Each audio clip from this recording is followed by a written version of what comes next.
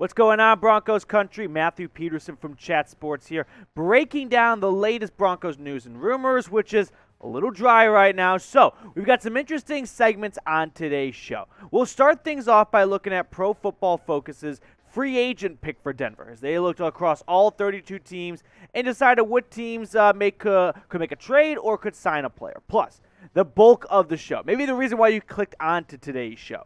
Did ESPN screw over the Broncos with their roster rankings across all 32 NFL teams? We will examine that. But make sure you like today's show to start things off, which, by the way, we'll start things off by talking about Anthony Hitchens. That's who Pro Football Focus suggested that the Broncos could sign before training camp opens up, as they made suggestions for all 32 NFL teams. So, let's go back in time a little bit here to maybe set the stage a little bit better. Because if you don't remember what the Broncos have done so far in free agency at the inside linebacker position, they re-signed Josey Jewell to that 2-year, $11 million contract, and they brought Alex Singleton over from Philadelphia in free agency, and they held on to Jonas Griffith. So they haven't made splash moves so far, but they could probably, in my opinion, use some extra muscle at the inside linebacker position. Now, Hitchens, who played last season for the Chiefs, was released from Kansas City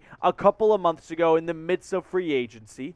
But last year for the Chiefs, 80 tackles, 4 for loss, and 15 starts. If he's been one thing in his NFL career, it's pretty darn close to reliable, right? Former 4th-round pick, if memory serves me correct, for the Dallas Cowboys, and then came over to Kansas City. He's been available, and you can't ask for much more at this point in NFL free agency. So, we look at the inside linebacker depth chart right now for the Broncos. Josey Jewell is the only guy who we can absolutely say for certainty is going to start. Singleton versus Griffith will be the battle for the other inside linebacker position. In my opinion, there's not a lot of depth at this inside linebacker spot. So, signing Anthony Hitchens would be something I'd be very open to. I've talked about this before on the show, that I believe the Broncos should go out and add a little extra muscle to this position, because I know Evero is not going to throw out a ton of 3 linebacker sets. You're going to see more safety sets. You want more speed from this position, and it's evolved from what it was just a couple of years ago. But at the end of the day, you still have goal line defenses. You still have to stop 3rd and 3s, 3rd and 2s. And you're going to need some big interior linebackers. And Anthony Hitchens, at least bring him in and see if he's in shape in training camp. Don't give him any guaranteed money. If he's not, you cut him and you move on. But I'm not super confident in where this position group stands right now between Jewell, Singleton, and Griffith. Not that they can't be good inside linebackers for this team. We actually all going to talk ourselves into these guys being starting caliber linebackers outside of Jewell.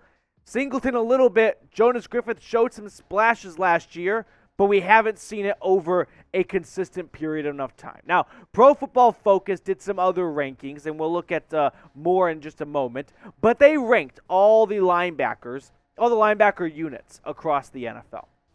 They put the Broncos at 20. Honestly, that may be, if it was just interior linebackers, it'd be a lot worse than 20. But Chubb and Gregory will kind of pull their weight and move that bunch up. But 20th sounds about right to me, right? Not top half, bottom half, but not towards the absolute bottom. So, should the Broncos sign a linebacker? B. George Paton, go sit in his chair. Make the decision. I want you guys to weigh in. S for sign or P for pass.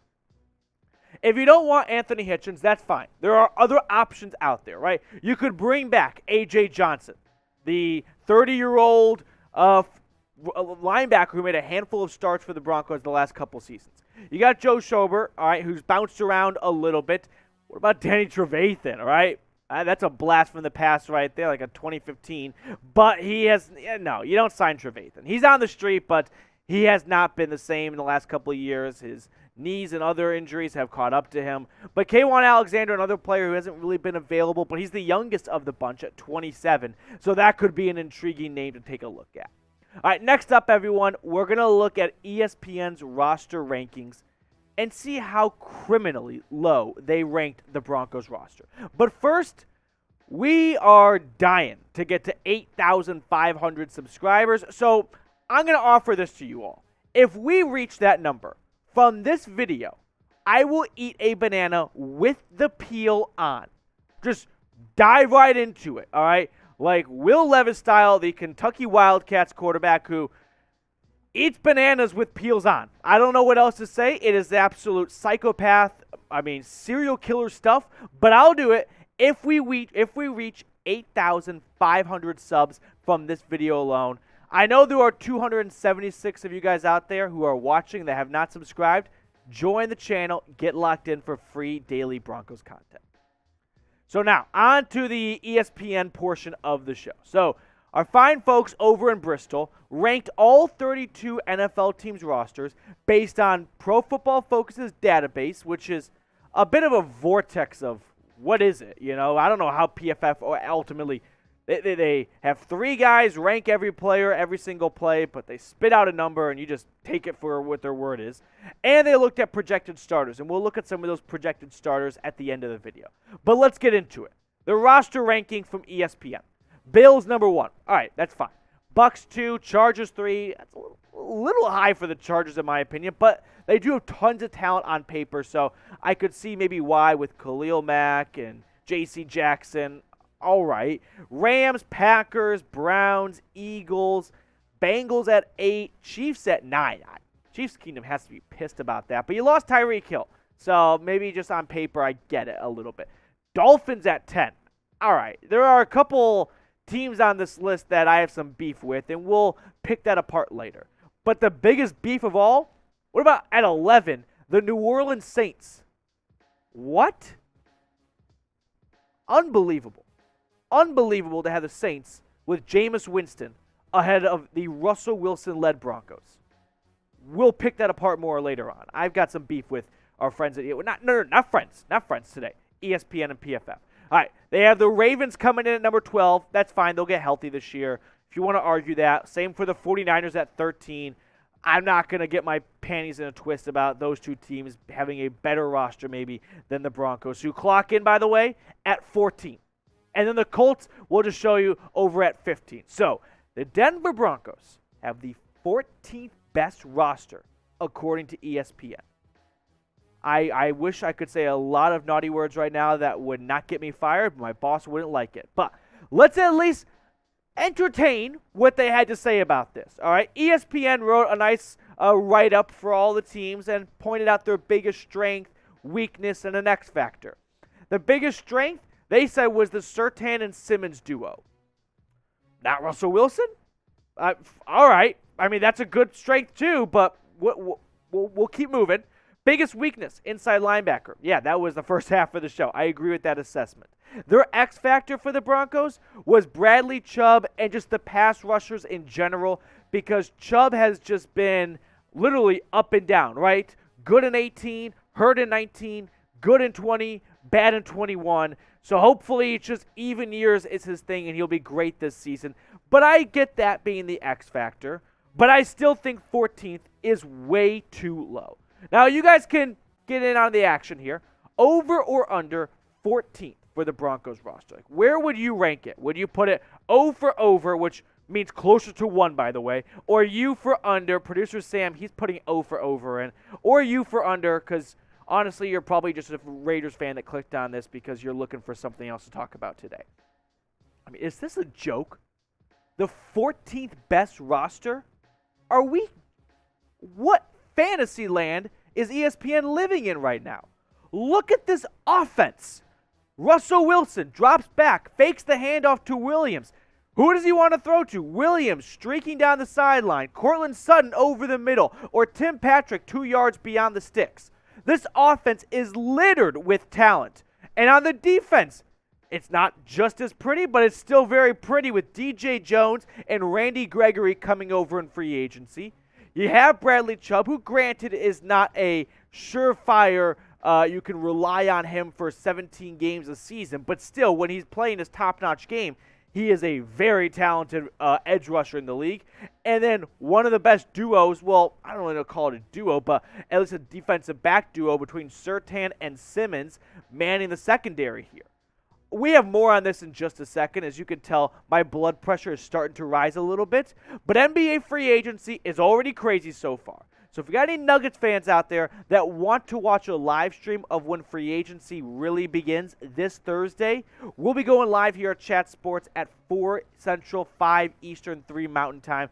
YouTube.com/ChatSportsTV. I put that link in the comments and the description. Subscribe to the mothership right now for the best NBA free agency coverage.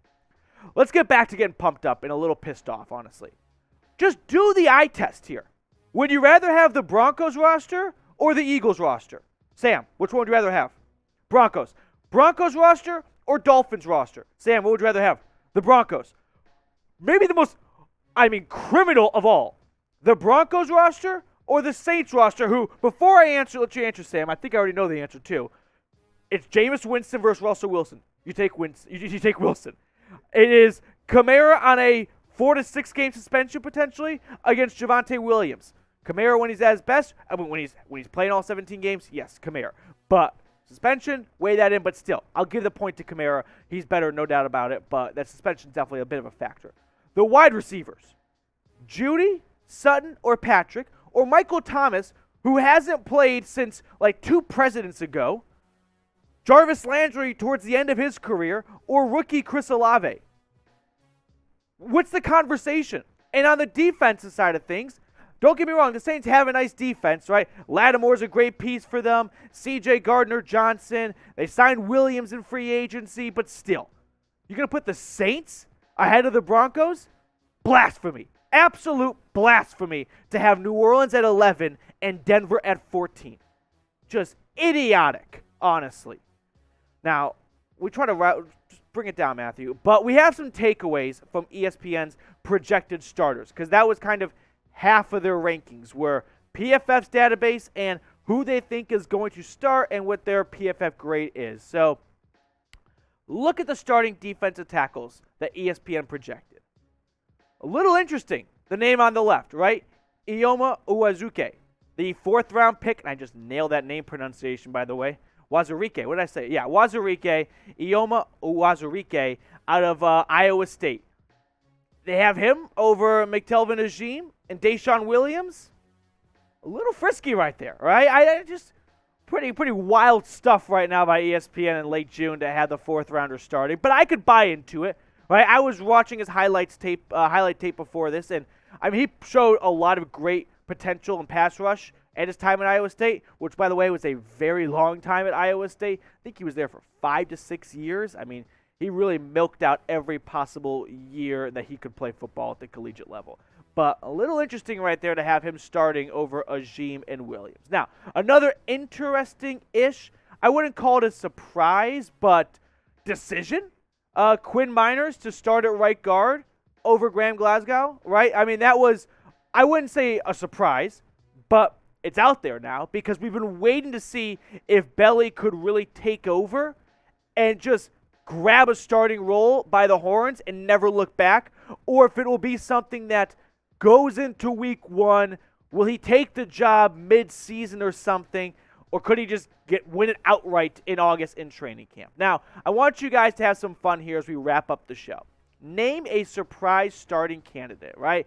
Someone who maybe no one else is talking about that could make some noise in training camp and steal a starting role. Let me know who your surprise starting candidate is down below.